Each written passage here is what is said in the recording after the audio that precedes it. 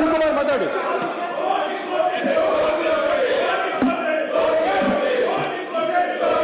ಇದು ಕೆಲವು ಮುಖಂಡರಿಗೆ ದೇವದಾಸ್ ಅವರ ಭಾಷಣ ಮಾಡೋದು ಅವಕಾಶ ಮಾಡಿಕೊಡ್ತಿಲ್ಲ. ಇದೊಂದು ದುರ್ದೈವ.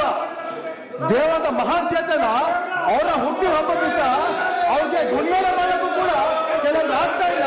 ಇದೊಂದು ದುರಂತ ಇದೆ. ಮಾತಾಡಿ ಸಭಾಪತಿಗಳೇ.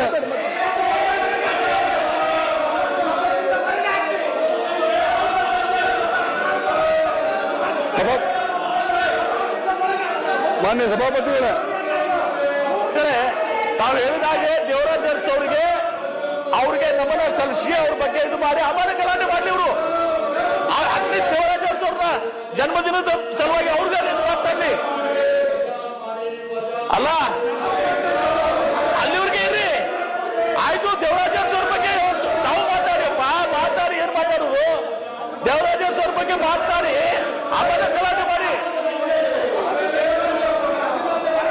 ಆಯ್ತು ಆಯ್ತು, ಮಾತಾಡಿ ಎಲ್ಲಿ ಮಾತಾಡಿ, ಮಾತಾಡಿ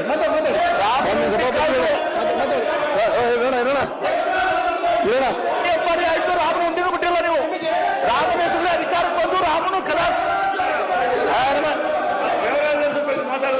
ಮಾತಾಡಿ ಮಾತಾಡಿ ನೋಡಿ. ದೇವರಾಜ್ ಬಗ್ಗೆ ಮಾತಾಡಿ. ಮೊನ್ನೆ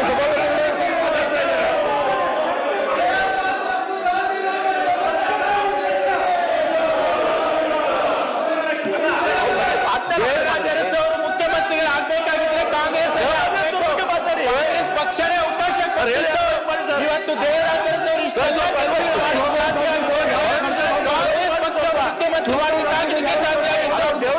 ಬಿಜೆಪಿ ಇದ್ದಿದ್ರೆ ಆಗ್ತಿರ್ಲಿಲ್ಲ, ಜನಸಂಘ ಇದ್ದಿದ್ರೆ ಆಗ್ತಾ ಇರ್ಲಿಲ್ಲ, ಆಗ್ತಾ ಇರ್ಲಿಲ್ಲ.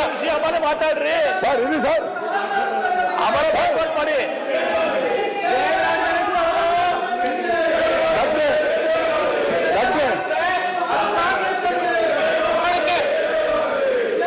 ಮಾನ್ಯ ಸಭಾಪತಿಗಳೇ, ಒಂದು ನಿಮಿಷ ಶಿವಕುಮಾರ್, ಒಂದು ನಿಮಿಷ.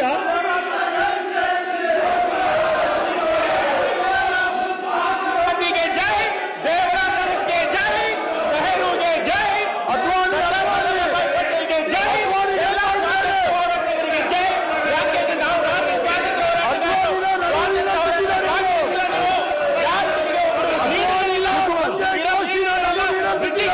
ಕೆಲಸ ಮಾಡಿದವರು. ಬಿಜೆಪಿ ಅಧಿಕಾರಕ್ಕೆ ಬರಕ್ ಕಾರಣವಾದ ಅದ್ವಾನಿಗೆ ನೆರವಿನಲ್ಲಿ ಬಿಟ್ಟಿದ್ದಾರೆ. ಮಾರ್ಗದರ್ಶಕ ಮಂಡಳಿ ಕಳಿಸಿರೋದು ಅದ್ವಾನಿಗೆ. ಅದ್ವಾನಿ ಅವರಿಗೆ ನಮಸ್ಕಾರನೂ ಮಾಡ್ತಾ ಇರ್ತಕ್ಕಂಥ ಈಗ ಸಂಸ್ಕೃತಿ ಇರ್ತಕ್ಕಂಥ ಬಿಜೆಪಿ ಅವರು ಅದ್ವಾನಿ ಅವ್ರಿಗೆ ಒಂದು ನಮಸ್ಕಾರ ಕೂಡ ಮಾಡೋದಿಲ್ಲ. ನೀವು ಬಿಜೆಪಿ ಅಧಿಕಾರಕ್ಕೆ ಬರಕ್ಕೆ ಕಾರಣವಾದ ಅದ್ವಾನಿಗೆ ಒಂದೇ ಒಂದು ನಮಸ್ಕಾರ ಮಾಡೋ ಯೋಗ್ಯತೆ ಇಲ್ಲ ನಿಮ್ಗೆ. ಇವತ್ತು ದೇವರಾಜ್ ಅರಸು ಕಾಂಗ್ರೆಸ್ ಪಕ್ಷ ಅವ್ರನ್ನ ಸೃಷ್ಟಿ ಮಾಡಿರೋದು, ಬಿಜೆಪಿ RSS ಅಲ್ಲ.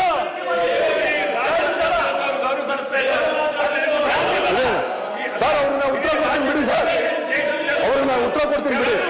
ನಂಗೆ ಗೊತ್ತು ನಿಮಗೆ ನಾಚಿಕೆ ಇಲ್ಲ. ನಿಮಗೆ ಹಾಗಾಗಿ ಅದ್ವಾನಿಗೆ ಯಡಿಯೂರಪ್ಪವ್ರಿಗೂ ಬಿಟ್ಟಿಲ್ಲ, ಅದ್ವಾನಿಗೆ ಯಡಿಯೂರಪ್ಪಗೂ ಬಿಟ್ಟಿಲ್ಲ. ಅದ್ವಾನಿಗೆ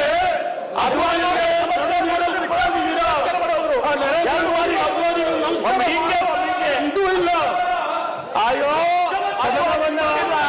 10 ನಿಮಿಷ ಮುಂದೂಡಿದ್ದೀನಿ. ಅಲ್ಲ, ಅಂಬಾರಿ ಆಯ್ತು.